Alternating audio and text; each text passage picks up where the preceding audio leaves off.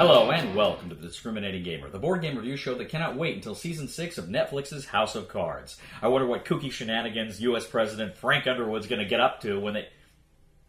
What's that? Seriously?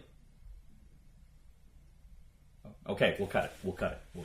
We'll cut it. We'll do it again. Hello and welcome to The Discriminating Gamer, the board game review show that likes apples. Ladies and gentlemen, today we're going to go ahead and take a look at Legendary Spider-Man Homecoming, the new expansion from Upper Deck.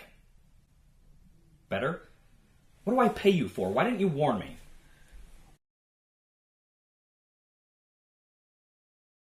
Legendary Spider-Man Homecoming from Upper Deck is, of course, the latest expansion to your Legendary Marvel game, and it is based on the recent Spider-Man movie from last summer.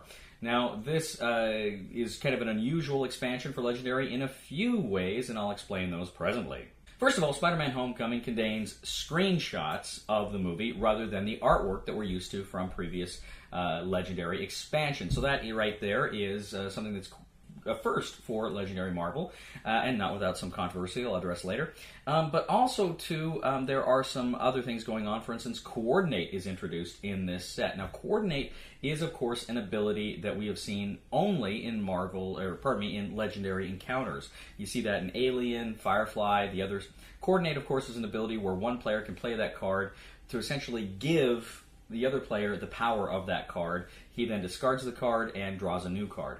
So it's a way to kind of work together to overcome certain challenges or maybe buy certain cards. It really enhances the cooperative feel of Legendary encounters, and it is introduced for the first time here in Legendary Marvel. Now, there are a number of other keywords, abilities in this set. There is Danger Sense. This is kind of like Spidey Sense. I don't think there was any Spidey Sense actually in the movie, if I recall, but it's kind of Spidey Sense, but it's not just Spider-Man. It happens with some other players and villains as well. How Danger Sense works is whenever you get a card that says Danger Sense on it, you draw so many cards from the deck. It'll say Danger Sense 1, Danger Sense 2, 3, 4. You draw that many cards, you reveal that many cards, rather, from the villain deck. For every villain you find, you get a +1 attack. Now that's important because you can get a lot more attack, but also critically it allows you to place those cards in whatever order you want on the top of the deck. So it kind of allows you to mitigate what's coming, master strikes or plot twists, scheme twists, whatever. You can kind of adjust that somewhat now with this Danger Sense.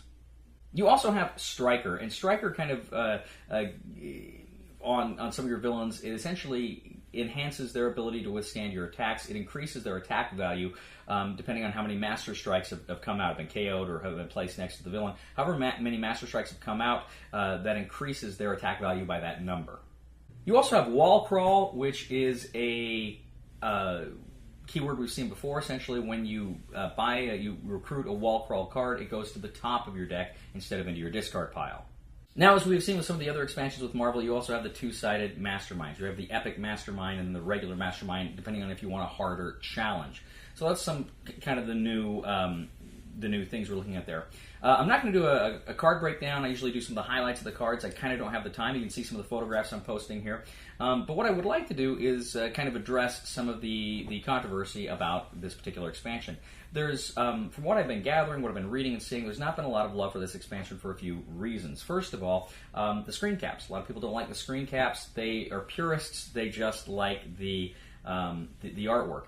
You know, this is funny, too, from people who, I think these are the same people who criticized the artwork for the Firefly Legendary game or some of these other games. They just didn't like the artwork. They didn't think it met their standard or whatever. As far as I'm concerned, I like the screen caps. I thought they were absolutely great screen caps, especially the screen cap for Aunt May. Like that screen cap. But I don't have a problem with this at all. It's fun. I guess if you're OCD or something, and you know, nothing wrong with being OCD. But if you are, I guess that might be an issue. But otherwise, who cares? It's to me, it's such a non-issue, and you can like it or not like it as you see fit. I guess it's your business. For me, it didn't matter at all. There were a few other things people didn't like. They didn't like the fact that the film had Spider-Man and it had the Vulture, and so I think people kind of felt like they were trying to mine too much to put into the game here that didn't really merit it. For instance, the hero decks are also made up of like Peter's allies. So you have Aunt May, but you also have his friends that helped him throughout the film. They also get their own hero deck, and there was I heard some people talk about that, like, oh, well, they aren't really heroes. It's like, well, who cares? Then there is with the Masterminds. You got two Masterminds here. You've got Adam Toombs and the Vulture. Now, of course, if you've seen the film, you know Adam Toombs is the Vulture. No big spoiler there. Adam Toombs is the secret identity of the Vulture. And so they're like, well, it's the same guy. It's kind of dumb. And it's like, you know what? Again, you're looking at specific, unique challenges. You're looking at taking on the bad guy versus his superhero bad guy personality. Again, I had no problem with that. And then again, too, with some of the villain decks, like they had Vulture Tech as one of the villain groups or the henchman groups. I can't recall exactly.